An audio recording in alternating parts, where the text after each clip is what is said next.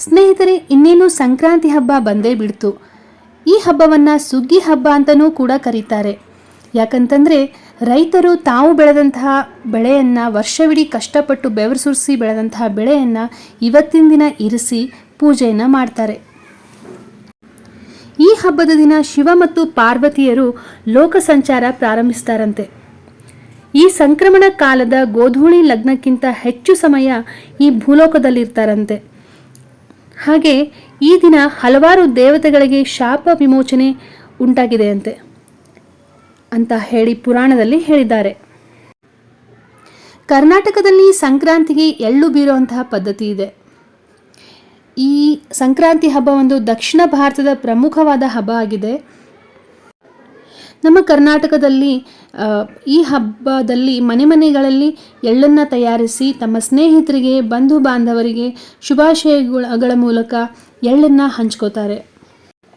ಇನ್ನು ನಮ್ಮ ಉತ್ತರ ಕರ್ನಾಟಕದಲ್ಲಿ ಈ ಹಬ್ಬವನ್ನು ಯಾವ ಥರ ಆಚರಣೆ ಮಾಡ್ತಾರೆ ಅನ್ನೋದಾದರೆ, ಬೆಳಗ್ಗೆ ಬೇಗನೆ ಎದ್ದು ಅಭ್ಯಂಜನ ಸ್ನಾನವನ್ನು ಮಾಡಿ ಹೊಸ ಬಟ್ಟೆಗಳನ್ನು ಧರಿಸಿ, ದೊಡ್ಡವರಾಗಿರ್ಬೋದು ಚಿಕ್ಕ ಮಕ್ಕಳಾಗಿರ್ಬೋದು ಎಲ್ಲರೂ ಕೂಡ ತುಂಬ ಖುಷಿಯಾಗಿರ್ತಾರೆ. ಹಾಗೆ ಸಾಯಂಕಾಲ ಆದರೆ ಸಾಕು ಎಲ್ಲರೂ ಮನೆಗಳಿಗೆ ತೆರಳಿ ಎಳ್ಳನ್ನು ಹಂಚಿಕೊಂಡು ಒಬ್ರಿಗೊಬ್ಬರು ಶುಭಾಶಯಗಳನ್ನು ಕೋರ್ತಾರೆ. ಹಾಗೆ ಈ ಹಬ್ಬವನ್ನು ಭೋಗಿ ಹಬ್ಬ ಅಂತಲೂ ಕೂಡ ಕರೀತಾರೆ.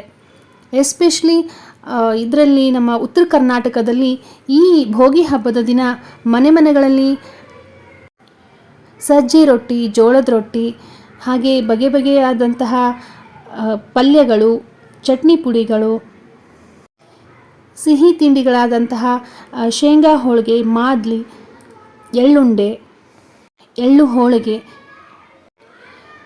ಈ ಥರ ಬಗೆಯಾದಂತಹ ತಿಂಡಿಗಳನ್ನು ಮಾಡಿ ಬಹಳ ಸಂಭ್ರಮದಿಂದ ಹಬ್ಬವನ್ನು ಆಚರಿಸ್ತಾರೆ.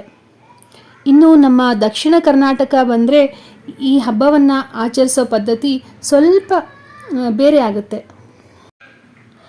ದಕ್ಷಿಣ ಕರ್ನಾಟಕದಲ್ಲಿ ಎಳ್ಳಿನ ಜೊತೆಗೆ ಸಕ್ಕರೆ ಅಚ್ಚು, ಹಣ್ಣು, ಹಾಗೆ ಕಬ್ಬು, ಎಲೆ ಅಡಿಕೆ ಎಲ್ಲವನ್ನ ಕೂಡ ಒಂದು ತಟ್ಟೆಯಲ್ಲಿ ಇಟ್ಕೊಂಡು ಮನೆಗಳಿಗೆ ಹೋಗಿ ಮನೆಗಳಲ್ಲಿ ಹೆಣ್ಮಕ್ಳು ಇರ್ತಾರಲ್ಲ ಅವ್ರಿಗೆಲ್ಲ ಅರಿಶಿನ ಕುಂಕುಮ ಕೊಟ್ಟು ಅವ್ರಿಗೆ ಎಳ್ಳನ್ನ ಬೀರ್ತಾರೆ.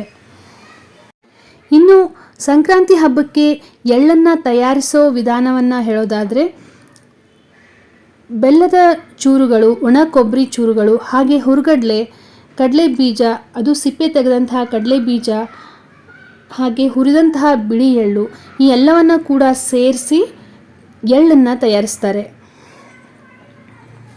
ಹಾಗೆ ಇನ್ನು ಕೆಲವೊಂದು ಪ್ರಾಂತ್ಯಗಳಲ್ಲಿ ಇದನ್ನು ಪಟದ ಹಬ್ಬ ಅಂತಲೂ ಕರೀತಾರೆ. ಈ ಟೈಮಲ್ಲಿ ಪಟನ ಹಾರಿಸ್ತಾರೆ, ಎಲ್ಲರೂ ಕೂಡ ಗಾಳಿಪಟವನ್ನು ಹಾರಿಸ್ತಾರೆ. ಈ ಹಬ್ಬ ಅತ್ಯಂತ ಪ್ರಾಚೀನ ಕಾಲದ ಹಬ್ಬವಾಗಿದ್ದು ಇಲ್ಲಿ ಎಳ್ಳು ಸೇವನೆಯಿಂದ ದೇಹದ ಉಷ್ಣತೆ ಕೂಡ ಹೆಚ್ಚುತ್ತೆ.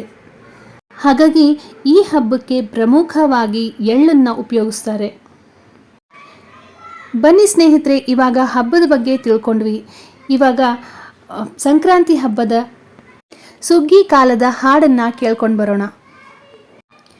ಯಾರೆಲ್ಲ ಇನ್ನೂ ನನ್ನ ಚಾನಲ್ಗೆ ಸಬ್ಸ್ಕ್ರೈಬ್ ಆಗಿಲ್ಲ, ದಯವಿಟ್ಟು ನನ್ನ ಚಾನಲ್ನ ಸಬ್ಸ್ಕ್ರೈಬ್ ಮಾಡಿ, ಹಾಗೆ ಶೇರ್ ಮಾಡಿ, ಲೈಕ್ ಮಾಡಿ, ಕಮೆಂಟ್ ಮೂಲಕ ತಿಳಿಸಿ. ಹೀಗೆ ದಯವಿಟ್ಟು ಎಲ್ಲರೂ ಸಪೋರ್ಟ್ ಮಾಡಿ.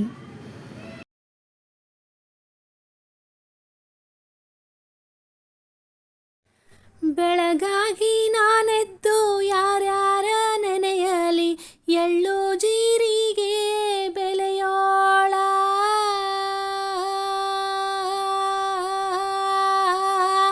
ಬೆಳಗಾಗಿ ನಾನೆದ್ದು ಯಾರ್ಯಾರ ನೆನೆಯಲಿ, ಎಳ್ಳು ಜೀರಿಗೆ ಬೆಲೆಯೋಳ. ಎಳ್ಳು ಜೀರಿಗೆ ಬೆಲೆಯೋಳ ಭೂಮ್ತಾಯ, ಎದ್ದೊಂದು ಘಳಿಗೆ ನೆನೆದೇನೋ, ಎದ್ದೊಂದು ಘಳಿಗೆ ನೆನೆದೇನೋ. ಬೆಳಗಾಗಿ ನಾನೆದ್ದು ಯಾರ್ಯಾರ ನೆನೆಯಲಿ, ಎಳ್ಳು ಜೀರಿಗೆ ಬೆಲೆಯೋಳ. ಎಳ್ಳು ಜೀರಿಗೆ ಬೆಲೆಯೋಳ ಭೂಮ್ತಾಯ, ಎದ್ದೊಂದು ಘಳಿಗೆ ನೆನೆದೇನೋ, ಎದ್ದೆಂದು ಘಳಿಗೆ ನೆನೆದೇನೋ. ಎಳ್ಳು ಕೊಟ್ಟವನಿಗೆ ಎಲ್ಲ ಭಾಗ್ಯವು ಬರಲಿ, ಎಳ್ಳಕ್ಕಿ ಮೇಲೆ ಮಗ ಬರಲಿ. ಎಳ್ಳಕ್ಕಿ ಮೇಲೆ ಮಗ ಬರಲಿ, ಆ ಮನೆಗೆ ಮಲ್ಲಿಗೆ ಮುಡಿಯೋ ಸೊಸೆ ಬರಲಿ. ಎಳ್ಳಕ್ಕಿ ಮೇಲೆ ಮಗ ಬರಲಿ, ಆ ಮನೆಗೆ ಮಲ್ಲಿಗೆ ಮುಡಿಯೋ ಸೊಸೆ ಬರಲಿ. ಎಳ್ಳು ಕೊಟ್ಟವನಿಗೆ ಎಲ್ಲ ಭಾಗ್ಯವು ಬರಲಿ, ಎಳ್ಳಕ್ಕಿ ಮೇಲೆ ಮಗ ಬರಲಿ. ಎಳ್ಳಕ್ಕಿ ಮೇಲೆ ಮಗ ಬರಲಿ, ಆ ಮನೆಗೆ ಮಲ್ಲಿಗೆ ಮುಡಿಯೋ ಸೊಸೆ ಬರಲಿ. ಮಲ್ಲಿಗೆ ಮುಡಿಯೋ ಸೊಸೆ ಬರಲಿ. ಮಲ್ಲಿಗೆ ಮುಡಿಯೋ ಸೊಸೆ ಬರಲಿ. ಕಲ್ಲಮ್ಮ ಮಾತಾಯಿ ಮೆಲ್ಲಮ್ಮ ರಾಗಿಯ ಝಲ್ಲ ಝಲ್ಲನೆ ಉದುರಮ್ಮ. ಝಲ್ಲ ಝಲ್ಲನೆ ಉದುರಮ್ಮ, ನಾ ನಿನಗೆ ಬೆಲ್ಲದಾರತಿಯ ಬೆಳಗೇನೋ. ಬೆಲ್ಲದಾರತಿಯ ಬೆಳಗೇನೋ. ಕಲ್ಲಮ್ಮ ಮಾತಾಯಿ ಮೆಲ್ಲಮ್ಮ ರಾಗಿಯ ಝಲ್ಲ ಝಲ್ಲನೆ ಉದುರಮ್ಮ.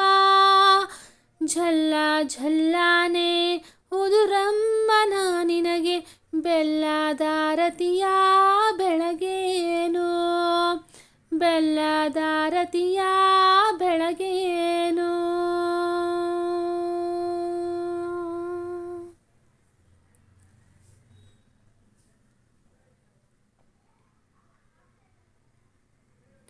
ಕಲ್ಲಮ್ಮ ಮಾತಾಯಿ ಮೆಲ್ಲಮ್ಮ ರಾಗಿಯ ಝಲ್ಲ ಝಲ್ಲನೆ ಉದುರಮ್ಮ. ಝಲ್ಲ ಝಲ್ಲನೆ ಉದುರಮ್ಮ, ನಾ ನಿನಗೆ ಬೆಲ್ಲದಾರತಿಯ ಬೆಳಗೇನು. ಬೆಲ್ಲದಾರತಿಯ ಬೆಳಗೇನು. ಬೆಳಗಾಗಿ ನಾನೆದ್ದು ಯಾರ್ಯಾರ ನೆನೆಯಲಿ, ಕಲ್ಲು ಕಾವೇರಿ ಕಂಪನಿಯ. ಕಲ್ಲು ಕಾವೇರಿ ಕಂಪನಿಯನೆಂದರೆ ಹೊತ್ತಿದ್ದ ಪಾಪ ಪರಿಹಾರ. ಹೊತ್ತಿದ್ದ ಪಾಪ ಪರಿಹಾರ. ಬೆಳಗಾಗಿ ನಾನೆದ್ದು ಯಾರ್ಯಾರ ನಾನೆನೆಲಿ, ಕಲ್ಲು ಕಾವೇರಿ ಕಂಪನಿಯ. ಕಲ್ಲು ಕಾವೇರಿ ಕಂಪನಿಯನೆಂದರೆ ಹೊತ್ತಿದ್ದ ಪಾಪ ಪರಿಹಾರ. ಹೊತ್ತಿದ್ದ ಪಾಪ ಪರಿಹಾರ. ಬೆಳಗಾಗಿ ನಾನೆದ್ದು ಯಾರ್ಯಾರ ನೆನೆಯಲಿ, ಕಲ್ಲು ಕಾವೇರಿ ಕಂಪನಿಯ. ಕಲ್ಲು ಕಾವೇರಿ ಕಂಪನಿಯನೆಂದರೆ ಹೊತ್ತಿದ್ದ ಪಾಪ ಪರಿಹಾರ.